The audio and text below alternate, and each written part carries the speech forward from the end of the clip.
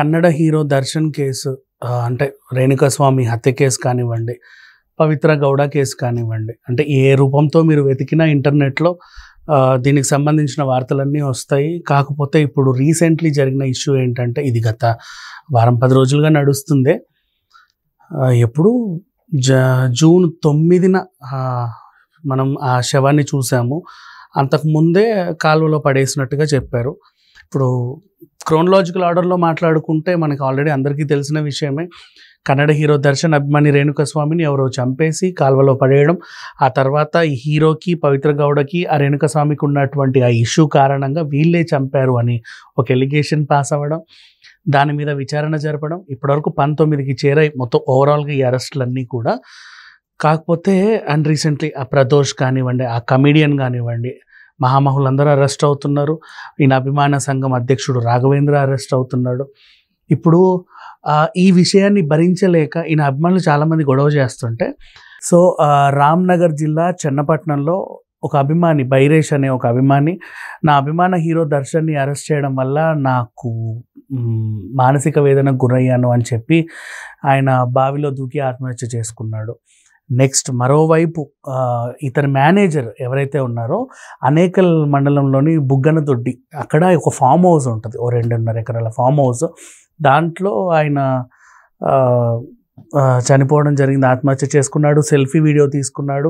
ఆత్మహత్యకి ఆ suicide note కూడా రాసుకున్నాడు. ఏమని, నా చావుకు నేనే కారణం, ఎవరు కాదు, ఒంటరితనం భరించలేక నేను చనిపోతున్నాను అని చెప్పి రాసుకోవడం. ఈయన దర్శన్ మేనేజర్ అవ్వడం, రాసి సెల్ఫీ వీడియో కూడా తీసి సంతకం పెట్టి మళ్ళీ వేలిముద్ర కూడా వేశాడు. సో ఇప్పుడు అది అనుమానాలకు దారితీస్తుంది. సంతకం పెట్టినోడు వేలిముద్ర ఎందుకు వేశాడు, వేలిముద్ర వేసినోడు సంతకం ఎందుకు పెట్టాడు అనుకుంటున్నారు. కానీ ఆ టైంలో సైకలాజికల్ ఇంబ్యాలెన్స్ వల్ల మనుషులు ఏం చేస్తారంటే సంతకం పెట్టి మళ్ళీ సంతకం నాది కాదని ఎవరన్నా అంటారేమో, ఫ్యూచర్లో ఈ కేసు ఎవరన్నా ఛేదిస్తే నాదే అని చెప్పి నేను వేలిముద్ర కూడా వేస్తానని కూడా వేసుకోవచ్చు, తప్పేం లేదు. దాన్ని అంత ఇదిగా చూడాల్సిన అవసరం లేదు. అంటే కొంతమంది ఏమనుకుంటారంటే వీళ్ళే చంపేసి ఆయన చేత వేలిముద్ర పెట్టించి సంతకం కూడా పెట్టించారని. వేలిముద్ర వేయించవచ్చు కానీ సంతకం పెట్టించలేరు ఎవరు. సో ఇదొకటి గుర్తుపెట్టుకుంటే మంచిది. అతను ఆల్రెడీ సెల్ఫీ వీడియో తీసుకున్నాడు కాబట్టి తనే ఆత్మహత్య చేసుకున్నట్టుగా మనకు తెలిసింది. అండ్ ఎందుకు అంటే ఒంటరితనాన్ని భరించలేక దర్శన్ని అరెస్ట్ చేశారు, దర్శన్కున్న మనుషుల్ని అరెస్ట్ చేశారు, అందరినీ అరెస్ట్ చేశారు. మొత్తం 19 మందిని అరెస్ట్ చేశారు. ఇతను ఒక్కడే మిగిలాడు. వాళ్ళందరికీ ఆ శిక్ష పడుద్ది, ఈ శిక్ష పడుద్ది, చాలా నాలుగా జైల్లోనే ఉంటారని వార్తలు వస్తున్నాయి. మరి మేనేజర్ వీళ్ళకి ఏంటంటే రోజు రోజుకు డబ్బులు కావాలి. ఎంత పేరుకి మేనేజర్ అయినా ప్రతిరోజు వీళ్ళకి ఎంతో కొంత ఇస్తేనే వాళ్ళకి ఆ పూట గడుస్తుంది. మళ్ళీ తెల్లారి మళ్ళీ తెలియదు. సినిమా వాళ్ళ బతుకులన్నీ ఇలాగే ఉంటాయి. బేసిక్ చాలామందికి తెలియని విషయం ఏంటంటే, ఒక హీరో దగ్గర హీరోయిన్ దగ్గర పనిచేసే వాళ్ళకంటే రోజుకింత ఇస్తారు. కొంతమంది రేరుగా నెలకింత అని ఇస్తారు, తర్వాత సంగతి. బట్ ఏ రోజుకి ఆ రోజే అట్లా గడుస్తూ ఉంటాయి వాళ్ళకి. చేతిలోని డబ్బులు అయిపోతే మళ్ళీ వాళ్ళని అడుగుతూ ఉంటారు, తీసుకుంటూ ఉంటారు. ఈ రొటేషన్లే చేస్తారు. సడన్గా ఈయన జైలుకి వెళ్ళి ఇన్ని రోజులు అయిపోయింది. ఈయనకేమో మందుకో లేకపోతే ఇంకా దేనికో డబ్బులు ఉండేవి కాదు.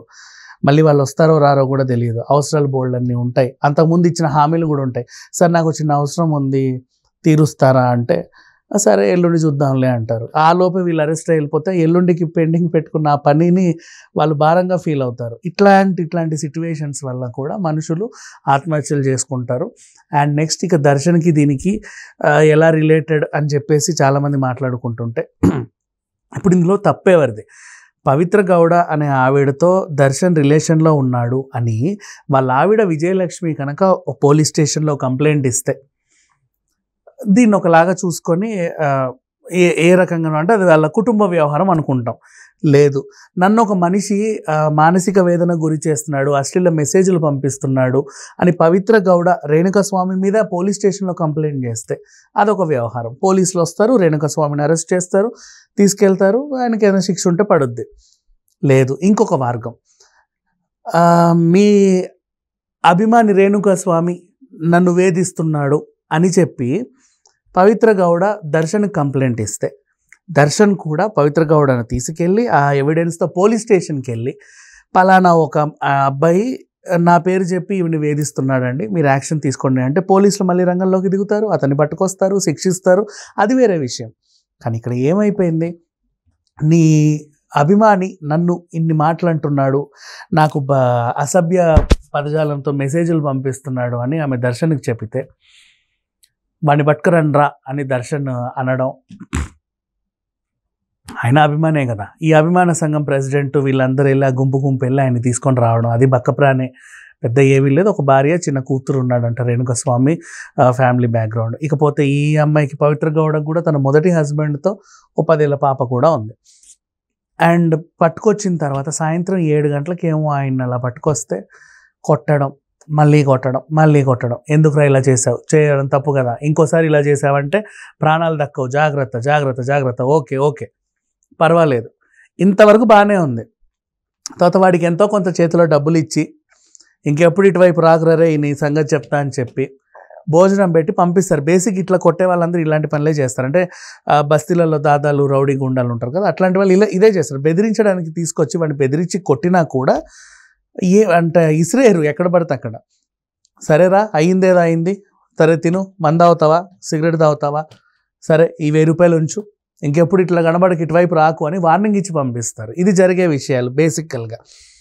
అదే ఇక్కడ కూడా జరిగింది దర్శన్ విషయంలో కూడా. కాకపోతే ఆ టైంలో పవిత్ర గౌడ రావడం, ఎట్లా పంపిస్తావు వాడిని, ఉంచు, నేను వచ్చే వరకు ఉంచు, నేను నా పగ తీర్చుకోవాలి అని. సరే వచ్చిన తర్వాత ఏరా అని చెప్పి చెప్పు తీసుకొని ఇష్టం ఉన్నట్టు కొట్టేసింది. వాడు మళ్ళీ పడ్డాడు అడ్డంగా. ఇప్పుడు ఇక్కడ ఏమైందంటే మళ్ళీ దర్శన్ ఈగో హర్ట్ అయింది. ఎట్లా, ఆ లేడీ బాగా కొట్టింది, నేను ఒక హీరోని ఉండి నేనేం చేయకపోతే ఎలా అని చెప్పేసి ఇప్పుడు ఇతను తొక్కి తంపడం. ఆ తర్వాత ఈ మనుషులు ఎవరైతే ఉన్నారో తాగేసి వాడిని ఆడుకోవడం, రాత్రంతా చిత్రహింసలు పెట్టి బోన్స్ని ఇరగొట్టి, అంటే తాగే కొద్దీ మైకంలో వాళ్ళకి ఇతన్ని కొట్టడమే ఒక ఇంటెన్షన్గా పెట్టుకొని ఇష్టం ఉన్నట్టు చిత్రవద చేశారు. మొత్తానికి రేణుకస్వామి ప్రాణం అయితే పోయింది. అతన్ని తీసుకెళ్ళి అక్కడ బ్రిడ్జ్ కింద పడేస్తే ఆ కామాక్షిపాల్య పోలీస్ స్టేషన్ పరిధి కిందికి వస్తుంది ఆ ఏరియా. ఆ తర్వాత ఎర్లీ మార్నింగ్ నెక్స్ట్ డే ఒక డెలివరీ బాయ్ వెళ్తూ అక్కడ ఒక శవాన్ని చూడడం, ఆ శవాన్ని కుక్కలు పీక్కు తినడం, అతను వెళ్ళి పోలీస్ స్టేషన్లో కంప్లైంట్ ఇవ్వడం, వాళ్ళు వచ్చి ఇతని శవాన్ని తీసుకెళ్ళి విచారణ చేపట్టగా పలానా మనిషి చిత్రదుర్గకి చెందినటువంటి రేణుకస్వామి అని అందరికీ తెలియడం. అండ్ అతన్ని ఏ గొడవల కారణంగా ఫస్ట్ తొలుత ఆత్మహత్య అనుకున్నారు, కాదు హత్య అనుకున్నారు.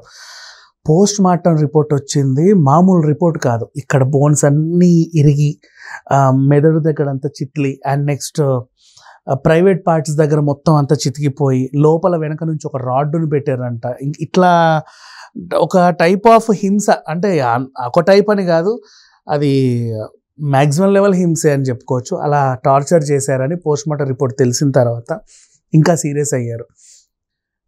ఎవరు, పలానా పవిత్ర గౌడ, ఏం జరిగింది, అతను నాకు అశ్లీల మెసేజ్లు పంపేవాడు. ఎందుకు పంపేవాడు, అతని అభిమాన హీరో దర్శన్ని అతను దేవుడిలా భావించాడు. దర్శన్ భార్యని కూడా దేవతలా భావించాడు. సో దర్శన్కి గతంలోనే నిఖితతో సంబంధం ఉందని చెప్పి వాళ్ళ ఆవిడ విజయలక్ష్మి పోలీస్ స్టేషన్లో కంప్లైంట్ ఇచ్చింది. తర్వాత గృహహింస కేసు కూడా పెట్టారు. అండ్ ఆ తర్వాత ఆయన కొన్నాళ్ళు రిమాండ్కి వెళ్ళి జైలు గడిపి మళ్ళీ రావడం జరిగింది. భార్యతోనే అడ్జస్ట్ అయ్యి బతుకుతున్నాడు తప్ప ఏమనలా. నెక్స్ట్ ఈవిడితో రిలేషన్ అంట ఓ 10 ఏళ్ళుగా. ఆ విషయం ఆవిడ బయట పెట్టింది వాళ్ళ కూతురు 10 ఏళ్ళ బర్త్డే ఫంక్షన్లో. ఈయనకు మండింది. అంటే యాక్చువల్గా మండాల్సింది వాళ్ళ ఆవిడకి, పోలీస్ స్టేషన్లో కంప్లైంట్ ఇవ్వాల్సింది వాళ్ళ ఆవిడే. కానీ అల్లు కాకుండా ఎక్స్టర్నల్గా ఈ అభిమాని, ఓకే మా స్టార్ హీరో పరువు పోయేది ఈవిడితో తిరగడం వల్ల, ఈవిడ లేకపోతే మా వాడు మచ్చలేని మాణిక్యం కాబట్టి ఈవిడ ఉండకూడదు, అతనికి చెప్తే ఈవిడిని వదిలేడు కాబట్టి ఇట్నుంచి వద్దామని ఆ పవిత్ర గౌడ నెంబర్ సంపాదించి ఆవిడకి ఫోన్లు చేసి, నువ్వు ఇంకోసారి మా సార్తో తిరిగితే చంపేస్తా, నరికేస్తా, నేను నలి చేస్తా, గుడ్డలుడు తీసుకొడతా, ఇలాంటి మెసేజ్లు, అశ్లీల మెసేజ్లు, వీడియోలు ఇవన్నీ పంపి హింస పెట్టాడు. ఆ హింసకి ఆవిడకి ఒళ్ళు మండి కంప్లైంట్ ఇచ్చింది. ఆ కంప్లైంట్ కాస్త వీళ్ళు పోలీస్ స్టేషన్లో ఇస్తే సరిపోయేది. ఓన్గా ఛార్జ్ తీసుకోవడం వల్ల అది మితిమీరి ఇక్కడ దాకా వచ్చింది. అండ్ తర్వాత తప్పించుకోవడానికి మీరే చేశారని ఒప్పుకుంటారా అని చెప్పి తలా 5 లక్షల చొప్పున 6గురికి 30 లక్షలు ఇచ్చాడు. ఆ తర్వాత వీళ్ళని బెయిల్ మీద బయటికి తీసుకురా అని ప్రదోష్కి ఒక 30 లక్షలు ఇచ్చాడు. ప్రదోష్ ఎవరంటే ఆయన కూడా ఆర్టిస్ట్, ఈయనతో కలిసి 2-3 సినిమాలు కూడా తీశాడు, కన్నడ ఆర్టిస్ట్. ఇలాంటి సెటిల్మెంట్లు చేశాడు. బట్ చివరాఖరికి ఆ రిపోర్ట్ ఏదైతే ఉందో, అంటే చాలా చిత్రహింసలకు గురై మనిషి చనిపోయాడు కదా, తనకు కూడా ఒక భార్య కూతురు ఉంది, వాళ్ళకు కూడా న్యాయం జరగాల్సి ఉంది. కాబట్టి ఇతని శిక్ష ఇంత ఇదైపోయింది. అండ్ సుదీప్ లాంటి వాళ్ళు, అలాగే ఉపేంద్ర లాంటి వాళ్ళు కూడా స్పందించి చెబుతూనే ఉన్నారు చాలామంది. ఇండస్ట్రీ పరుగు పోయింది కాబట్టి దాన్ని న్యాయం చేయాల్సిన అవసరం కూడా ఉంది. ఆ తల్లికి ఆ కూతురికి కూడా న్యాయం జరగాల్సిన అవసరం ఉంది అని కూడా అంటున్నారు. అలాగే పవిత్ర గౌడ కూతురు ఉంది 10 ఏళ్ల పిల్లకి, ఆవిడకి న్యాయం జరగాల్సిన అవసరం ఉంది. అలాగే దర్శన్ భార్య ఉంది విజయలక్ష్మి, ఆవిడకి కూడా న్యాయం జరగాల్సిన అవసరం ఉంది ఈ కేసులో ఓవరాల్గా. సో దీన్ని చాలా సీరియస్గా తీసుకున్నారు. కొంతమంది సపోర్ట్ కూడా చేస్తున్నారు, కస్తూరి లాంటి వాళ్ళు. అఫ్ కోర్స్ వై, బికాజ్ ఇప్పుడు వాళ్ళు ఇంటెన్షనల్గా బయటకు వచ్చి రేణుకాస్వామిని అయితే చంపల. రేణుకాస్వామి తనంతట తాను వచ్చి ఏదో ఇంటెన్షన్ వల్ల వీళ్ళని ఇరిటేట్ చేసి వీళ్ళ చేత కొట్టించుకొని చనిపోయాడు. యాక్చువల్గా జరిగింది ఇది. అంటే ఇందులో ఎవరు నేరస్తులు, ఎవరు మంచోళ్ళు, ఎవరు చెడ్డోళ్ళు అని చెప్పడం అయితే సాధ్యం కాదు. కానీ ఒక మనిషి ప్రాణం పోవడానికి వీళ్ళు కారణమయ్యారు కాబట్టి అది పరిగణలోకి తీసుకొని మాత్రమే, కారణం ఏదైనా కానీ కేసు ముందుకు జరుగుతుంది. మేబీ రేపు ఎల్లుండో దర్శన్కి శిక్షలు పడే అవకాశం కూడా ఉంది. ఎందుకంటే దీంట్లో A1గా పవిత్ర గౌడ ఉంది, A2గా దర్శన్ ఉన్నాడు. మిగతా వాళ్ళందరూ కూడా నెక్స్ట్ స్థానాలను పంచుకుంటూ ఇప్పటికి 19 అరెస్టులు, 2 ఆత్మహత్యలు, ఒక మేనేజర్ మిస్సింగ్లో ఉన్నాడు, ఇంకో మేనేజర్ ఆత్మహత్య చేసుకున్నాడు, ఒక అభిమాని కూడా ఆత్మహత్య చేసుకున్నాడు. బయట అభిమానుల సంఘం కూడా గొడవలు చేస్తుంది. మరి ఇంతటి సెన్సిటివ్ అయినటువంటి ఈ ఇష్యూ ఏదైతే ఉందో మరి ఎక్కడ తేలుద్ది, ఎక్కడ తెగుద్ది, ఎంతవరకు వెళ్ళొద్ది అనేది మాత్రం మనం వేచి చూడాల్సిందే. Thank you so much.